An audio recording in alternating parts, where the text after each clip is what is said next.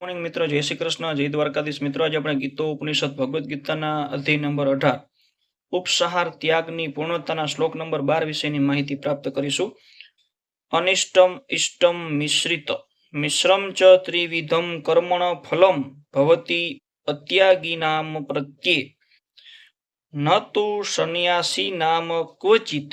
અર્થાત જે ત્યાગી નથી તેને માટે ઈચ્છિત, અનિષ્ટી તથા મિશ્રિત એમ 3 પ્રકારના કર્મફળ મૃત્યુ પછી મળે છે. પરંતુ જે સંન્યાસી છે તેમને આવા ફળના સુખ દુઃખ ભોગવવા પડતા નથી.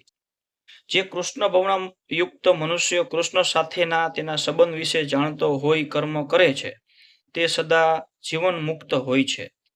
તેથી તેને મૃત્યુ બાદ પોતાના કર્મફળના સુખ દુઃખ ભોગવવા પડતા નથી.